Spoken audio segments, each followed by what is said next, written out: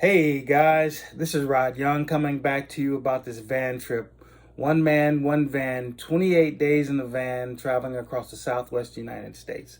And listen, if you like these videos, please like and subscribe button down below. So I think it's been a little while since I did a video, but when I left you guys, I was actually in Death Valley. I was leaving Death Valley on my way to Bakersfield, cross over the Sierra Nevada mountains. Finally made it to Bakersfield, and I spent the night there.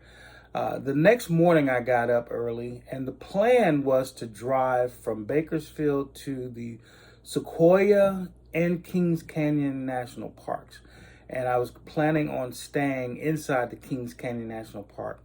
Got in the car, got some gas filled up, drove about an hour, maybe an hour and 15 minutes, and I got to the foothills of the Sequoia National Park. And it's just the scenery was just really beautiful. It was incredible. And I got to the actual entrance of the Sequoia National Park. There's the big sign that says Sequoia, and not too far from there, they have the visitor center.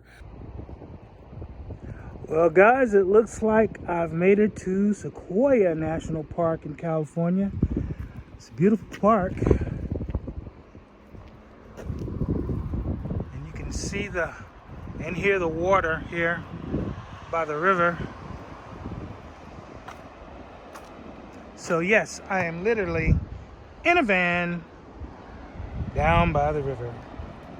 It reminded me of going to the national parks here in Georgia, and through North Carolina, going through Asheville, and there's some beautiful mountainous parks up there. It's just really beautiful. Either going through the Smoky Mountains or going through Asheville, through the mountain passes up there. So it was really incredible.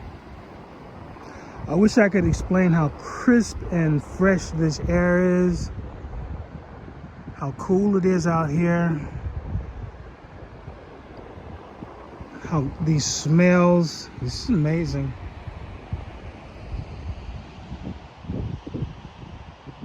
A lot of greenery, a lot of trees. It was, and I wasn't expecting that because most of California and Nevada that I've gone through is basically dry, and it's kind of, orangey colors, not really a lot of greenery, not a lot of vegetation. But when I got here in this region of California, it appears that there was a lot of vegetation, a lot of mountains, a lot of ground cover and trees. So I was really happy to see that. Just took pictures, and I started driving. I think that was Highway 198. Just drove through. I wasn't gonna stay, but I just wanted to drive through to just enjoy the park and maybe hang out and just some spots. If I see some overlooks, just kind of sit and pull over and relax and enjoy those.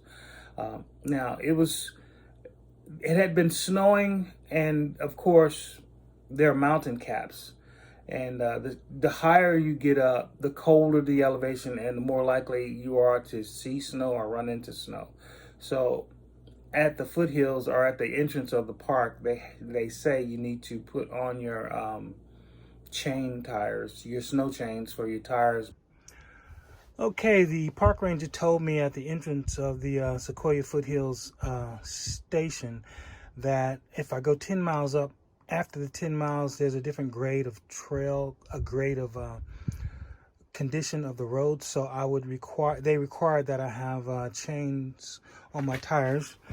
And yes, I had already planned to have chains in when I came here. So I guess I'm all set. Also, I know you guys are probably wondering, how does he stay clean all the time? Well, either I take a bath with boiling water inside the van, or if it's warm enough, outside the van. This is my little step stool, and I shower with that. So hope that answers your question. Now, I'm not very used to driving on icy roads and needing snow tires and everything, snow chains, but I had that, and I did equip it for it. So I started driving, and of course I would pull over and take pictures. But I got to a point where there was snow out, a lot of snow, and I'm going up an incline, and tires were slipping. Yeah, I mean, I know I had snow tires on and all of that, and the tires were slipping. And at that point, I was probably maybe halfway between Sequoia and Kings Mountain. I probably could have driven the entire way, but I wasn't really comfortable driving with those chains. And the fact is I'm on these mountainous curves, and if I'm going down I'm going down a curve and I can't keep my brakes, and it's very likely I could, go over because I wasn't prepared to, drive down a hill where I couldn't stop. I don't know if anyone is, but what I decided to do is just backtrack. So I got to this point. I could turn around in the snow, and I turned around, came back down down through Sequoia Mountains, and then I went back down through the foothills, and I took a roundabout way to get to Kings Mountain. Yeah, so I was coming back down the mountain between Kings Canyon and Sequoia, and that's General Highway.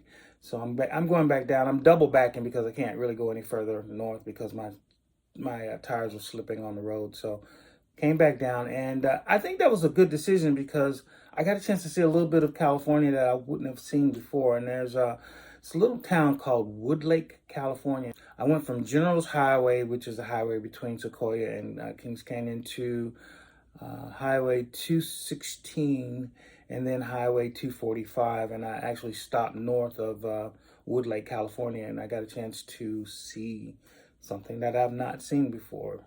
And that was orange orchards. And beautiful. I mean, it's incredible how, I see all of these orange trees, and they go as far as the eye can see. Tons and tons of oranges, and looks like there are also some pomegranates. And there are different stages. They have the little small orange trees, and then they have the larger ones that, just so many groves of them. And the smaller ones, I don't know a lot about growing oranges or orange trees, but I do know that all of them had coverings. The real small baby trees, they had coverings, and it's like these white sheet things that are covering all of the smaller ones. Okay, guys, y'all got to call me crazy, but I literally see art in everything.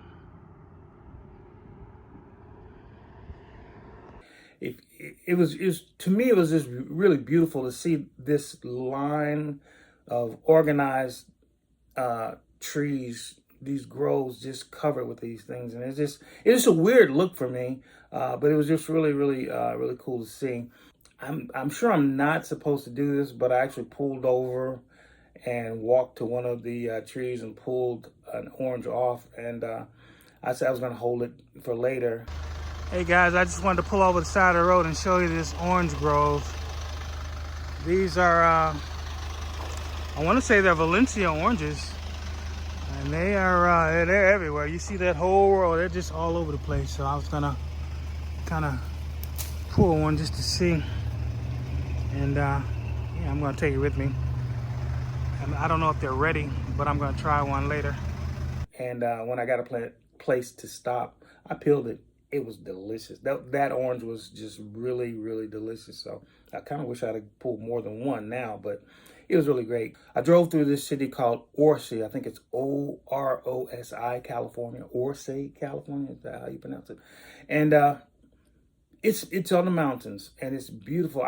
It's like you've got these cliff sides, and the road is just going on the cliffside, and I saw so many beautiful vistas. It was just incredible. And of course, I pull over, and I'm taking pictures of these gorgeous vistas. I mean, you can see probably 10, 15 miles out, because I was up high, and just continue to drive, and it was just really, really nice. And I pulled over one time, and I just, what, I'm just going to enjoy this. I was making good time, and I didn't really get a chance to see a lot of Sequoia, but I saw enough. I went to the visitor center and got some information and bought some shirts and some magnets, I think. And then, but I'm here in Orsi, and I'm just looking at this vista, and it's just like, wow, it's incredible.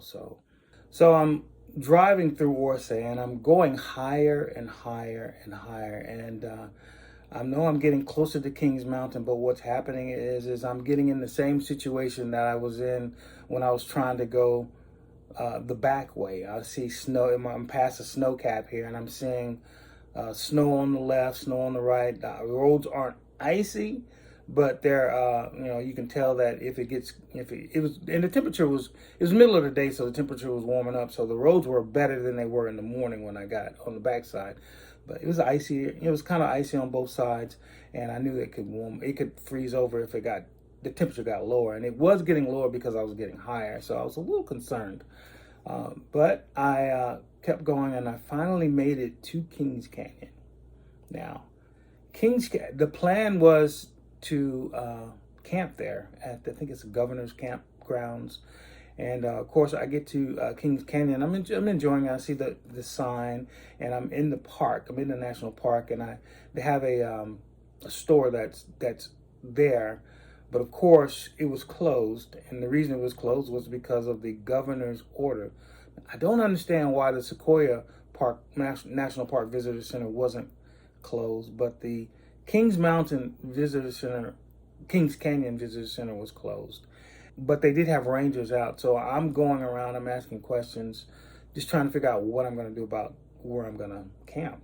Come to find out, the governor just put everything locked there. I don't know why it's different than the Sequoia National Park, but it appears that they treated it differently, and maybe there are more visitors there, or I don't really know.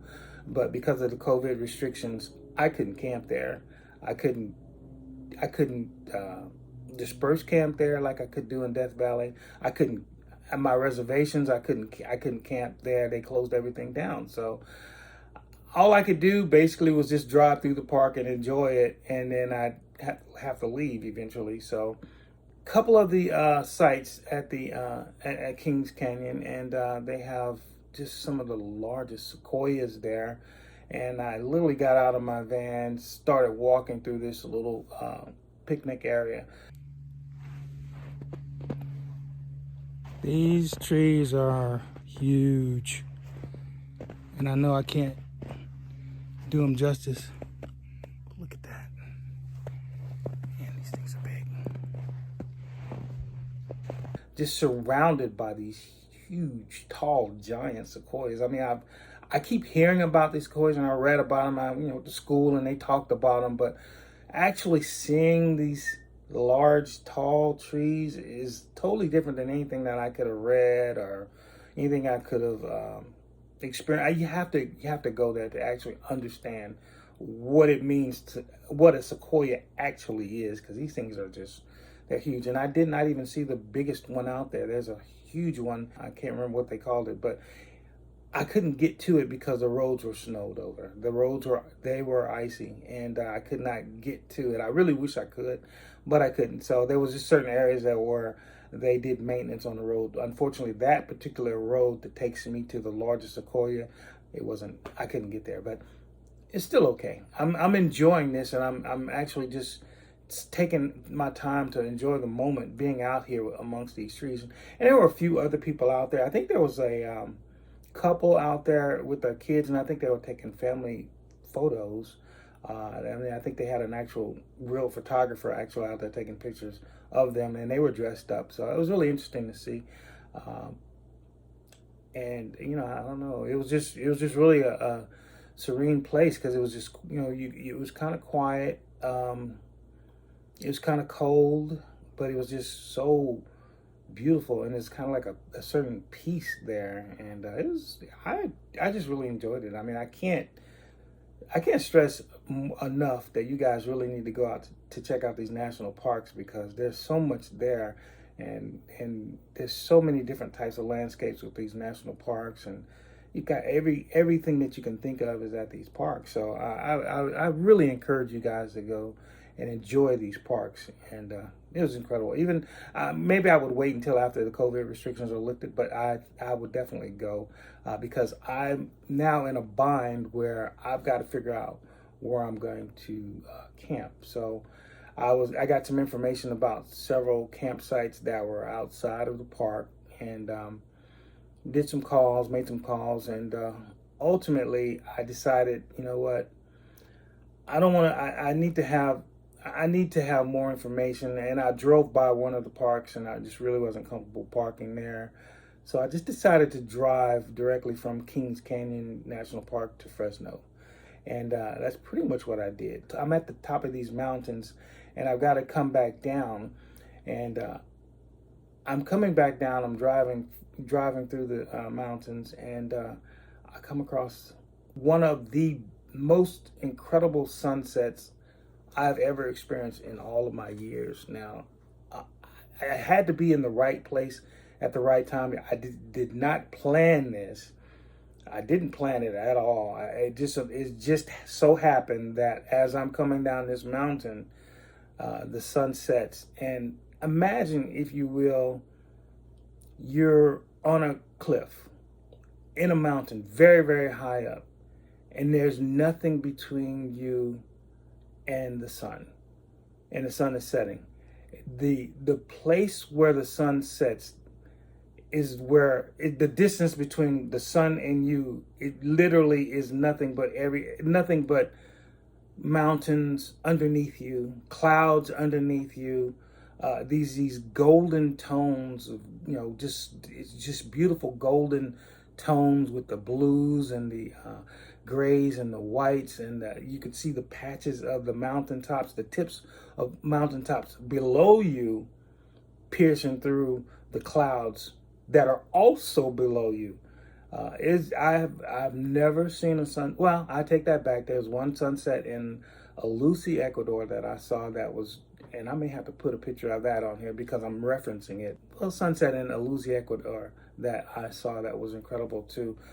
So I would say these are my top two amazing vista views / sunsets, because this was incredible. Kings Canyon National Park, that sunset is incredible, and I must have been there for probably an hour.